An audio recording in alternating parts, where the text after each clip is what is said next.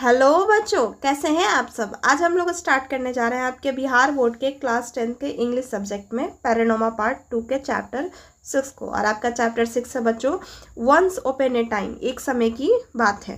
तो आइए स्टार्ट करते हैं इस चैप्टर को बिना देर किए हुए। ये रहा बच्चों आपका chapter once upon a time. तो आइए समझते हैं क्या कह रहा है आपका चैप्टर। आपका वंस ओपन ए टाइम यानी एक समय की बात है। ये जो है इस चैप्टर के जो लेखक हैं, जो लेखिका हैं, वो कौन है? टॉनी मॉरिसन है। ठीक है, इनके बारे में कुछ यहाँ इंट्रोडक्शन दिया गया है। आइए इस इंट्रोडक्शन को पहले हम लोग समझते हैं। Toni Morrison was 8 women. कहा जा रहा है कि टॉनी मॉरिसन जो है 8वीं महिला थी and the first black women to receive the Nobel prize 1993 in literature. कहा जा रहा है टॉनी मॉरिसन क्या है? 8वीं महिला है। और फर्स्ट अश्वेत महिला जो है वो कौन है? वो है फर्स्ट अश्वेत महिला जो है वो क्या की हैं? वो रिसीव की हैं किस चीज़ को? तो नोबेल प्राइज़ को। किस चीज़ में? तो साहित्य, लिटरेचर का मतलब होता है साहित्य में उनको नोबेल प्राइज़ मिला है। टॉनी मॉरिसन 8वीं महिला है पूरे विश्व की जिन्होंने साहित्य में नोबेल प्राइज़ मिला है उनको। She also won the Pulitzers prize in the for fiction. कहा जा रहा है कि उनको एक प्राइज और भी मिला है, वो पुलिट्रेजर प्राइज मिला है फ्रिक्शन के लिए। हर 7th and most recent novel Paradise was publish in 1998। इनका 98 जो इनका जो 7th है, मतलब 7वां जो नोबल है वो रिसेंट तुरंत ही आया है। क्या नाम है उसका? पैराडाइज। Was publish in 1998। इनको कब पब्लिश कब किया गया है? 1998 में। फिर आगे इनके बारे में कहा जा रहा है Her speech once upon a time wonderful exhibited how the proper uses of language could be bring the about the change and big revolution in world। कहा जा रहा है ये जो once upon a टाइम एक स्पीच है, एक इतने आश्चर्य है कि इसका जो भाषा है कहीं ना कहीं एक change, bring the about changes, ये क्या ला रहा है? बदलाव ला रहा है। किस चीज़ में? तो हमारे विश्व में एक बड़ी क्रांति ला रही है। And more also immediate surrounding, हमारे जो चारों तरफ की जो बदलाव आ रहा है वो काफ़ी ज़्यादा ये क्रांति ला रही है, बहुत बड़ी विश्व में क्रांति ला रहा है। और क्या इनके बारे में कहा जा रहा है कि she speech makes point that language should be living and vibrant. ये जो स्पीच है कहीं ना कहीं एक ऐसे पॉइंट, ऐसी भाषाएं हैं जो कि क्या कर रहा है? लिविंग और वायरेंट है। ये कैसा है? जीविका और वायरेंट है। फिर आगे कहा जा रहा है narrative have not only been entertaining. जो कथाएं हैं, नैरेटिव का मतलब होता है कथाएं, जो कथाएं हैं वो कहीं ना कहीं सिर्फ मनोरंजन के लिए नहीं है बट ऑल्सो, लेकिन वो क्या है? One of the principle of a way of observation of knowledge. कहा जा रहा है एक सिद्धांत है। प्रिंसिपल का मतलब होता है सिद्धांत। एक ऐसा सिद्धांत का एक ऐसा रास्ता है जहाँ पे सिद्धांत है कि उस कहीं ना कहीं उस कथा से, उस नैरेटिव से हमको नॉलेज भी उपयोग होगा और नॉलेज को भी हम ग्रहण करेंगे। फिर आगे है इनके बारे में There are incorporated which brings out the theme and through the simple most forms of the expression and language। कहा जा रहा है कि ये जो है क्या ला रहा है?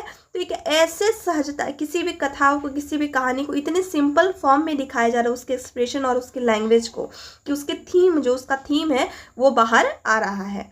फिर आगे है the given speech is fine example of this. ये भी एक वंस ओपन ए टाइम क्या है? काफ़ी अच्छा एग्जाम्पल है इस स्पीच का।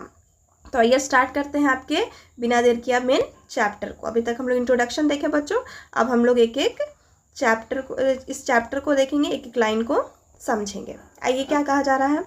Once upon a time there was a old women blind and but wise. कहा जा रहा है एक समय की बात है, एक बूढ़ी औरत थी जो कि क्या है? अंधी है लेकिन वो बुद्धिमान है। और द ओल्ड मैन, और क्या है? एक बूढ़े व्यक्ति हैं। गुरु परहैप्स स्नोथिंग रेस्टलेस चिल्ड्रेन। रेस्टलेस का मतलब, चिल्ड्रेन का मतलब बेचैनी, जो बच्चे में जो बेचैनी होती है, गुरु क्या करते हैं? उसको चिंता होती है, गुरु को चिंता होता है कि जो बच्चे बेचैन है उसको स्नूदिंग मतलब शांत कर देते हैं। आई हैव हियर्ड दिस, मैंने सुना था इस स्टोरी को, इस कहानी को। वन एग्जैक्टली लाइक इट, मैंने ये देखा भी, ऐसा मैंने एक जैसा देखा भी। In the lawyer of the several culture, मैंने इस चीज़ को सभ्यता में देखी। आगे कह रही हैं आपकी Toni Morrison. Once upon a time there was a old women blind and wise, कहा जा रहा है एक समय की बात है, एक बूढ़ी औरत जो कि अंधी है और क्या है वो बुद्धिमान है। In the version I know, जिस वर्जन से मैं जानती हूँ, the women is the daughter of slaves black American lives in alone in the small outside of town. कहा जा रहा है कि ये जो बूढ़ी औरत है वो क्या है, वो डॉटर है, बेटी है, कहाँ की, तो गुलाम की। ये गुलाम कहाँ पे है, अश्वेत अमेरिका जो है, ब्लैक अमेरिका जो है, श्वेत अमेरिका, वहाँ की ये बेटी है, वहाँ की वो गुलाम है। And lives alone in the small house outside the town, ये शहर से बाहर रह रही हैं और कैसे रह रही हैं, तो एक स्मॉल हाउस में अकेले रह रही हैं। फिर आगे इनके बारे में टॉनी मॉरिसन कहती हैं, her reputation of wisdom is without fear and without question. कहा जा रहा है कि इनका जो रेपुटेशन है वो कहीं ना कहीं इनके बुद्धि के लिए बिना कोई क्वेश्चन की और विदाउट फियर है। एगमन the her people she is both law and transaction, कहीं जा रहा है कि खुद ही क्या है, जहाँ तक लोग जानते हैं इनको, ये खुद ही कानून है और कानून का उल्लंघन भी करती हैं। ठीक है।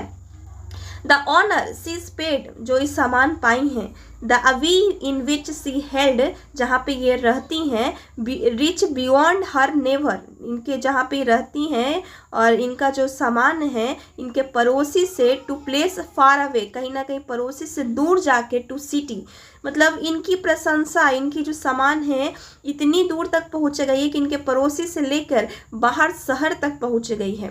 Where intelligence of rural property is the source of much estimate, कहीं ना कहीं जो शहरी लोग हैं इनकी इंटेलिजेंस को क्या, मनोरंजन का, गांव के लोगों को क्या समझ लेते हैं, मनोरंजन का साधन समझ लेते हैं। आगे कहा जा रहा है इनके बारे में, टॉनी मॉरिसन कहती हैं, one day the women visit by some young people who seem bent the disproving by clairvoyance and showing up for the fraud they believe she's, मतलब एक समय की बात है, एक दिन की बात है कि ये जो बूढ़ी औरत हैं जो अंधी हैं लेकिन बुद्धिमान हैं, उनके पास क्या आते हैं, कुछ युवा लोग आते हैं, सम यंग पीपल, कुछ युवा लोग आते हैं, वो सीम, जो कि क्या करते हैं, डिस्प्रूविंग, मतलब वो कोशिश करते हैं इनको गलत साबित करने के लिए, किस चीज़ के लिए, क्लैवर्स and showing up the fraud she believe, कि उनको इस चीज़ के लिए गलत साबित करना होता है कि ये महिला क्या है, कि ये बुद्धिमान नहीं है, इस चीज़ के लिए वो प्रूव करने के लिए ये जो दिख रही है वो गलत है, वो फ्रॉड है, ऐसा उनका बिलीव होता है कि वैसी नहीं है वो महिला, तो इस चीज़ के लिए वो प्रूफ करने के लिए उस महिला के पास, बूढ़ी औरत के पास आते हैं।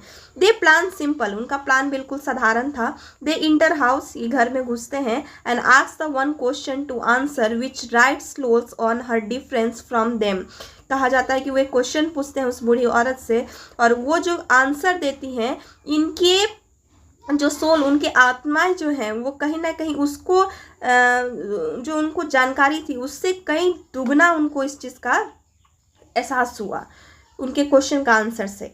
द डिफरेंस दे रिगार्ड, मतलब उनको जो फ़र्क नज़र आता है एज प्रोफाउंड डिसेबिलिटी, कहीं ना कहीं के उनके अंदर जो डिसेबिलिटी है, जो अयोग्यता वो मानते हैं, हर ब्लाइंडनेस की, उनके अंदर वो देख नहीं सकती, उनके लिए सबसे बड़े अयोग्यता है, जो फ़र्क वो मानते हैं। दे स्टैंड बिफोर हर, उनसे पहले वो क्या हो गई, उनसे पहले वो क्या हो गए, खड़े हो गए। वन ऑफ देम से, और एक कहते हैं, old women I hold in my head bird, और वो कहते हैं क्या, मैंने अपने हाथ में एक बर्ड लिया है, tell him whether it is living और डेड, और वो बोलते हैं कि वो जिंदा है या मर गई।